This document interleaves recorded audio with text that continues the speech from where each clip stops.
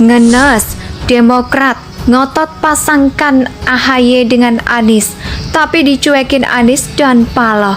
Sangat memalukan. Jadi semakin semakin getaran poros perubahan dan perbaikan itu ini semakin nyata, ini semakin dekat begitu. Jadi semangatnya memang sama-sama ingin membawa perubahan, sama seperti tagline Partai Demokrat, perubahan dan perbaikan begitu. Jadi dan tadi juga Mas Anies disambut dengan sangat hangat begitu oleh sebuah kader-kader Partai Demokrat. Bukan hanya DPP tadi, termasuk kader-kader di DKI Jakarta, Banten dan Jawa Barat.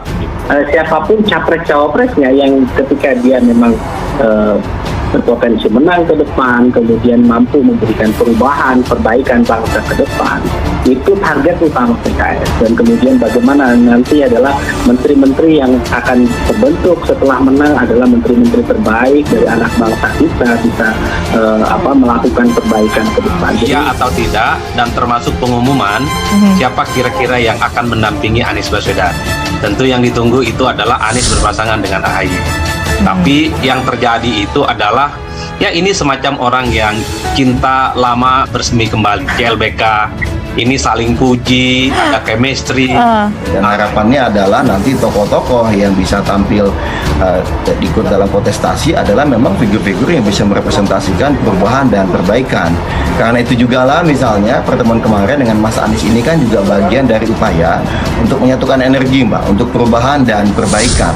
Nah, terkait dengan perubahan dan perbaikan ini agar tidak disalahartikan juga, ya, yang dimaksud ini disampaikan dengan Mas AHY kemarin bahwa ya pemimpin itu, setiap pemimpin pasti ada hal baiknya. Nah, hal yang baiknya kita apresiasi, kita lanjutkan, kita tingkatkan. Indonesia sejak dulu kala tetap dipuja-puja bangsa. Partai yang nyaris gurem, Partai Demokrat, saat ini bisa dibilang sedang dilanda kecemasan tingkat dewa. Apalagi menjelang pemilu 2024 guys, beberapa kadernya masih juga ada yang korupsi. Seperti contohnya, saya jawab nih ya Abdul Ghafur Mas'ud, Nur Afifah Balkis Riki, Ham Pagawak, serta Lukas NMB yang terbaru. Dan tahukah Anda, lebih parah lagi, ia ditetapkan sebagai koruptor termuda di Indonesia. Saya nggak tahu apakah dia waktu menjadi mahasiswi, dia pernah ikut demo berkoar-koar, hapuskan korupsi, tuntaskan korupsi. Nggak yang korupsi, tapi ternyata setelah dia diberikan jabatan sedikit saja, di ladang yang besar, menjadi koruptor luar biasa. Juga Balikpapan itu sudah mulai melakukan korupsi di usianya yang ke-24 tahun. Sedangkan Lukas NMB berpotensi menjadi kepala daerah paling korupsi Indonesia. Bayangkan, Ketua DPD Partai Demokrat Papua itu disebut-sebut tidak hanya menerima gratifikasi 1 miliar rupiah seperti yang disangkakan oleh KPK, tapi juga ditemukan aliran dana tidak wajar sebesar 560 miliar rupiah yang dia setorkan ke kasino tempat main judi. Jika temuan PPATK itu nantinya terbukti kebenarannya, maka sah NMB menjadi kepala daerah yang paling korupsi se-Indonesia Raya. Katakan tidak, padahal korupsi memecahkan rekor kok yang jelek-jelek ya. Saya nggak mau tahu juga kenapa bisa begini. Nih anggotanya game over, berbanding terbalik dengan Presiden Jokowi yang 5 kali ikut pemilu tidak pernah terkalahkan. Sekalipun itu baru rekor yang keren. Toh jadi wajar kalau ada yang takut jika perolehan suara partainya nggak mencapai pemilu 2024 mendatang. Karena yang ditampilkan oleh kadernya yang jelek semuanya, nggak ada yang bisa dibanggakan. Lalu apa yang dilakukan oleh kader Partai Demokrat supaya partainya tersebut tidak menjadi gurem? Angkut gaya Nasdem, yakni berusaha merebut suara pendukung Anies. Dan sebagaimana kita tahu bahwa elektabilitas Anies cukuplah tinggi. Ia selalu nongkrong di posisi ketiga besar sebagai capres idola masyarakat. Suara perekat rum inilah yang coba direbut oleh Partai Demokrat. Dapat sepertiganya saja sudah lumayan cukup. daripada nggak dapat suara sama sekali. Nah, untuk itulah otomatis Demokrat seperti tanpa malu menjodoh-jodohkan Anies dengan AHY. Hal ini bisa dilihat di unggahan akun Twitter resmi @pddemokrat.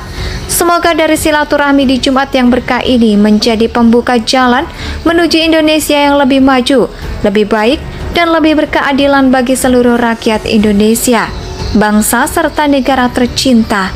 Amin. 2024 Demokrat itu ada. 2024 seolah-olah akhirnya sudah resmi jadi cawapres Om Anies.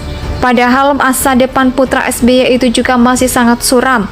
Luar biasa kedekatannya dengan dekat komunikasi, sering diskusi, kedekatan mereka dapat ditarik jauh ke belakang.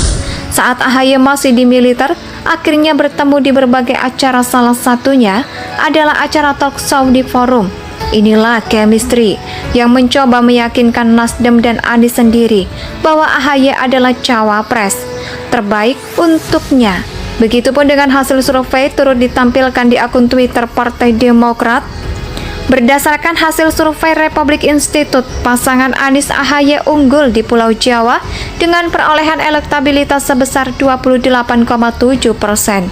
Survei yang dilaksanakan sejak 29 Agustus sampai 12 September 2022 ini melibatkan 1.200 responden di 6 provinsi di Pulau Jawa.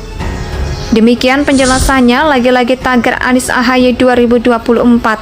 Tim mainkan hanya saja yang menjadi pertanyaannya di sini. Lembaga survei Republik Institute itu apakah lembaga survei serius atau lembaga survei abal-abal?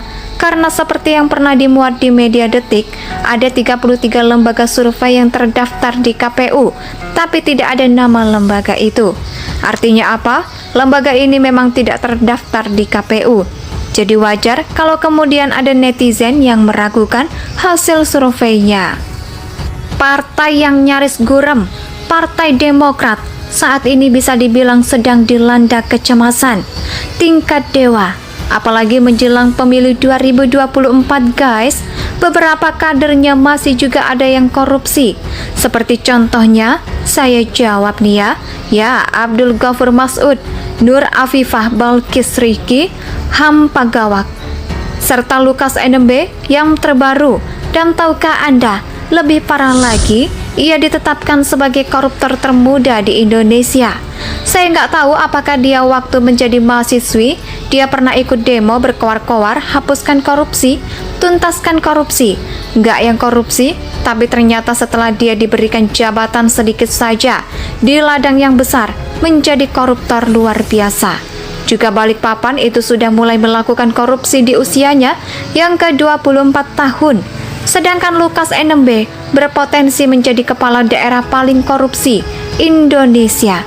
Bayangkan, Ketua DPD Partai Demokrat Papua itu disebut-sebut tidak hanya menerima gratifikasi 1 miliar rupiah seperti yang disangkakan oleh KPK, tapi juga ditemukan aliran dana tidak wajar sebesar 560 miliar rupiah yang dia setorkan ke kasino tempat main judi.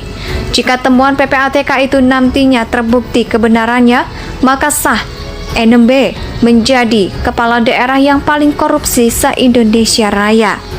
Katakan tidak, padahal korupsi memecahkan rekor kok yang jelek-jelek ya. Saya nggak mau tahu juga kenapa bisa begini. Nih anggotanya game over, berbanding terbalik dengan Presiden Jokowi yang 5 kali ikut pemilu tidak pernah terkalahkan. Sekalipun itu baru rekor yang keren. Toh jadi wajar kalau ada yang takut jika perolehan suara partainya nggak mencapai pemilu 2024 mendatang. Karena yang ditampilkan oleh kadernya yang jelek semuanya, nggak ada yang bisa dibanggakan. Lalu apa yang dilakukan oleh kader Partai Demokrat supaya partainya tersebut tidak menjadi gurem? Angkut gaya Nasdem, yakni berusaha merebut suara pendukung Anies. Dan sebagaimana kita tahu bahwa elektabilitas Anies cukuplah tinggi. Ia selalu nongkrong di posisi ketiga besar sebagai capres idola masyarakat.